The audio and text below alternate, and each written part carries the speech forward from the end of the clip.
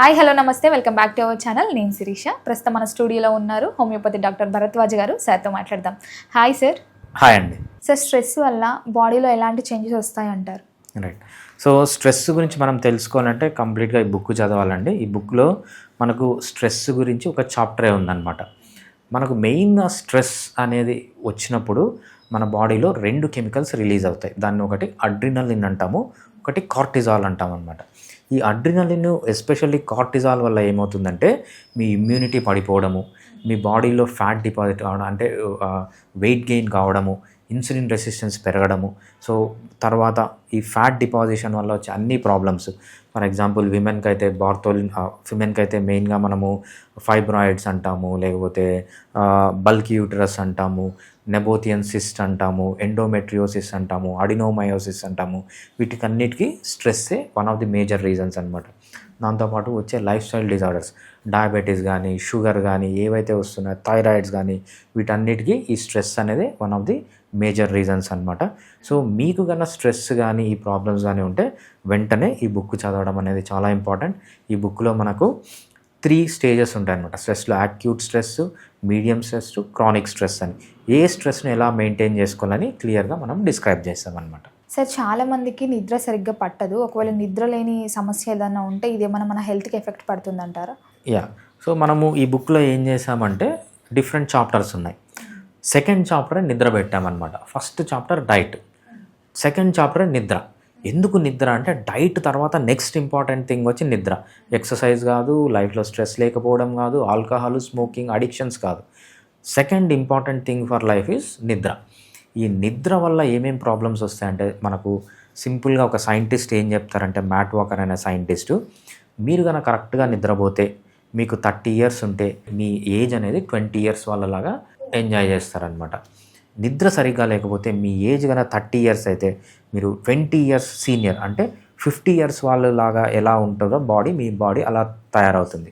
So నిద్ర అనేది అంత ఇంపార్టెంట్ అనమాట. మగవాళ్ళు అయితే per day 9 hours, 7 to 9 hours నిద్రపోవాలి మగవాళ్ళు. ఆడవాళ్ళు అయితే, చిన్నపిల్లలు, ముసలి వాళ్ళు అయితే మాత్రం ఎంతసేపు కావాలంటే అంతసేపు అనేది నిద్రపోనించాలన్నమాట. నిద్ర కరెక్ట్గా పోతే బాడీకి జరగని లాభం అంటూ లేదు, నిద్ర పోకపోతే బాడీకి జరగని నష్టం అంటూ లేదు.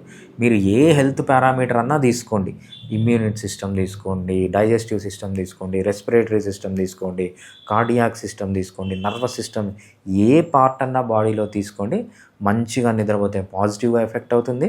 నిద్ర అనేది లేకపోతే డ్యామేజ్ అవుతుంది అన్ని పార్ట్స్. ఏదన్నా ఒక సిస్టమ్ ఉంది మన బాడీలో, ప్రతి ఒక్క దాంట్లో ఇంపార్టెంట్ అంటే నిద్ర అనమాట. అందుకే మనం ఈ బుక్లో నిద్ర గురించి సెకండ్ చాప్టరే పెట్టాము. సార్, చాలామంది ఎక్కువ మొబైల్ యూస్ చేస్తూ ఉంటారు కదా, అది ఒక ఆరోగ్యానికి హానికరం అంటారా అంతగానో మొబైల్ యూస్ చేయడం? మొబైల్ గురించి మనం చెప్పుకుంటూ పోతే మొబైల్కి ఎన్ని నష్టాలు ఉన్నాయో, దానివల్ల ఉన్న లాభాలు ఎన్ని ఉన్నాయో అంతకంటే డబల్ నష్టాలు ఉన్నాయన్నమాట. దేనిపైన డిపెండ్ అయి ఉంటుంది అంటే, నువ్వు మొబైల్ని ఎలా వాడుతున్నావు అనే దాన్ని బట్టే డిపెండ్ అయి ఉంటుంది. నువ్వు మొబైల్ని నీ డిస్ట్రక్షన్ కోసం యూజ్ చేస్తున్నావా, మొబైల్ని నీ కన్స్ట్రక్షన్ కోసం యూజ్ చేస్తున్నావా, నీ బాగుపరచడానికి యూజ్ చేస్తున్నామా అని ఇంపార్టెంట్ అని. మీరు ఏదన్నా తీసుకోండి, మీరు అన్నం తింటుంటున్నారు, మొబైల్ చూస్తున్నారు, అది సరిగ్గా అబ్జర్వ్ కాదు. నిద్రపోకుండా మొబైల్ చూస్తున్నారు, ఎక్సర్సైజ్ చేయకుండా మొబైల్ చూస్తున్నారు. మొబైల్ నుంచి చూసి మీరు ఏ ఫుడ్ మొబైల్లో చూసినా కూడా ఆ ఫుడ్ మీరు పోయి తింటున్నారు. మొబైల్లో చూసి ఆల్కహాల్, స్మోకింగ్ అన్నీ నేర్చుకుంటున్నారు. ఇన్ని డ్యామేజెస్ మొబైల్లో ఉన్నాయన్నమాట. ఈ కాలంలో మనం మెయిన్గా మొబైల్ వల్ల చూసే ప్రాబ్లం ఏంటంటే ఎస్పెషలీ రిలేషన్షిప్స్ అనమాట. అసలు పాతకాలంలో ఎలా ఉండేదంటే ప్రతి ఒక్కరికి బోరు కొట్టేది. మేము చిన్నగా ఉన్నప్పుడు రోజుకి ఒకరో ఇద్దరో చెప్పేవాళ్ళు అనమాట, అరే నాకు బోరు కొడుతుంది, అరే నాకు బోరు కొడుతుంది. ఆ బోరు కొట్టినప్పుడు ఏం చేసేవాళ్ళంటే వాళ్ళ వైఫ్తోనో లేకపోతే వాళ్ళ గర్ల్ ఫ్రెండ్తోనో మాట్లాడి ఫ్యామిలీ బాండ్ అనేది ఉండేదన్నమాట. ఇప్పుడు బోరు కొట్టే మనిషే లేడు, ఎందుకంటే ఆ ఫుల్ ఎంటర్టైన్మెంట్ వస్తుంది. ఈ ఎంటర్టైన్మెంట్ వల్ల మగవాళ్ళకి ఆడవాళ్ళు అవసరం లేదు, ఆడవాళ్ళకి మగవాళ్ళు అవసరం లేదు, తల్లిదండ్రులకి పిల్లలు అవసరం లేదు, పిల్లలకి తల్లిదండ్రులు అవసరం లేదు. ఏవైతే ఈ రిలేషన్షిప్స్ ఉన్నాయో ఆ రిలేషన్షిప్ని సర్వనాశనం చేసేదంటే నెంబర్ 1 మొబైల్ అనమాట. ఈ మొబైల్ వల్లనే అసలు జనాలు పెళ్ళిళ్ళు చేసుకోవడం కూడా మానేశారు. సార్, ఎక్సర్సైజ్ చేయకపోతే శరీరంలో ఎలాంటి మార్పులు జరగవచ్చు అంటారు? రైట్. ఎక్సర్సైజ్ అనేది చాలా ఇంపార్టెంట్ అండి. మనము ఈ బుక్లో ఎక్సర్సైజ్ గురించి 3rd చాప్టర్లో ఇచ్చాం. First diet, second sleep, 3rd exercise. తర్వాతనే మిగిలినవన్నీ. ఈ ఎక్సర్సైజ్ వల్ల చాలా లాభాలు ఉన్నాయి. దాంట్లో మెయిన్ లాభం ఏంటి అంటే లైఫ్ స్పాన్ పెరుగుతుంది. మీరు కన్నా రెగ్యులర్ ఎక్సర్సైజ్ చేస్తే, మీరు వితౌట్ ఎక్సర్సైజ్ 90 ఏళ్ళు బతికితే విత్ ఎక్సర్సైజ్ 100 ఏళ్ళు బతుకుతారు. లైఫ్ స్పాన్ని పెంచడంలో చాలా బాగా పనిచేస్తుంది.